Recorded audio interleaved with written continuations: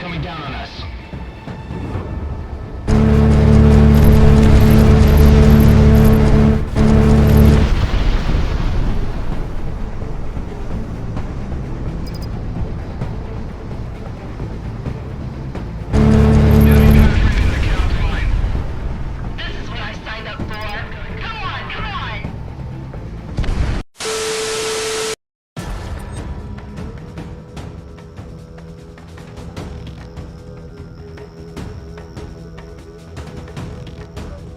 The SP-34R, or the Spear as it is popularly called, is a plane developed by Kurosama as a test platform for the soon-to-be Project Wingman Mark I.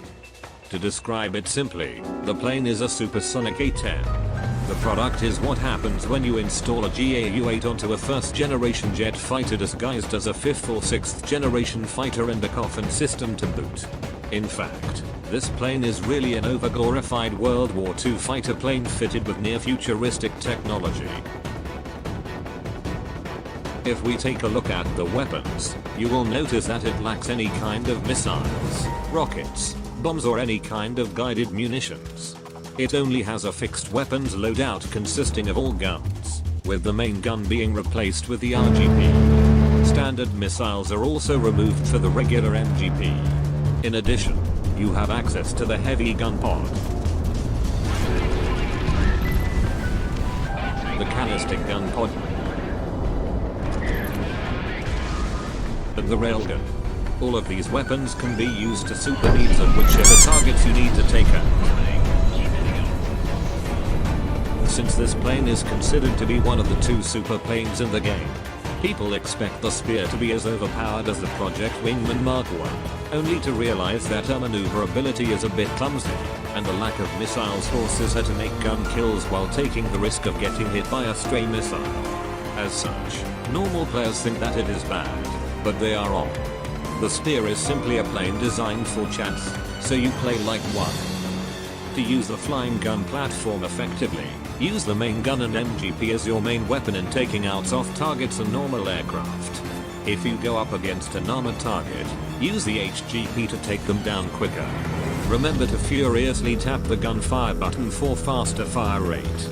The same can be said when using the CGP. Use the shotgun pods for taking out maneuverable targets. The closer you are, the more damage you can create. Firing the main gun at the same time with any of these weapons can multiply the damage you can do to the enemy. Be sure not to run out of ammo or else you will have to rely on your allies to beat the mission or restart. Finally, we have access to the Railgun. Like the Project Wingman, you use this special weapon to snipe targets from long distances or take out enemy ships in a single shot. Just be sure you don't hit an auxiliary. However, unlike Frost in Mission 12, the Spear that you use cannot spam the Railgun like hers. Not that it really matters since with enough gun spam from you, the enemies can go down quicker than Crimson 1 can finish his monologue and kings.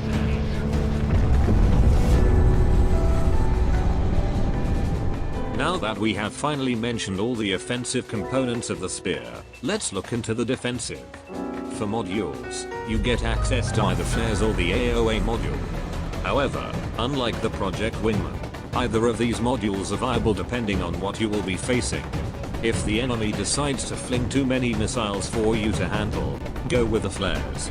Your ability to AOA is rather limited for a super plane and puts you at risk of getting hit much easier. It doesn't help that you lack a fly-by-wire system. However, if there are few enemy missiles coming your direction or you are a Chad with big balls, use the AOA module to dodge enemy attacks and outmaneuver your opponents, while listening to Eurobeat music.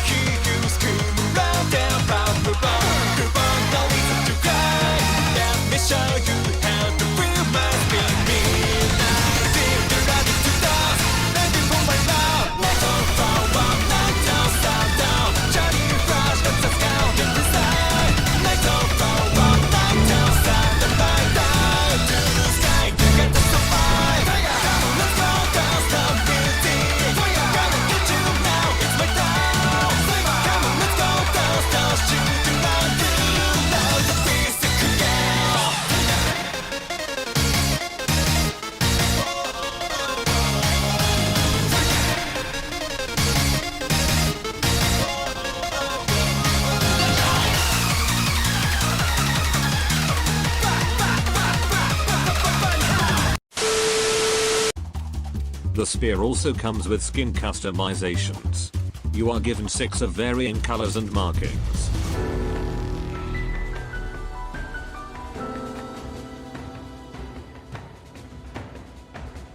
I suggest you use the pink skin to show that you support breast cancer awareness and flex on your opponents in the manliest color available for an aircraft in this game.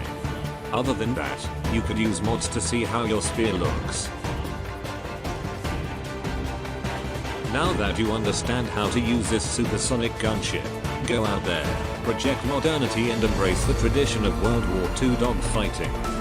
Continue supporting Ikarasamas and don't forget that your plane is the epitome of the Second Amendment. That is it for the video. I will see you next time in the next video.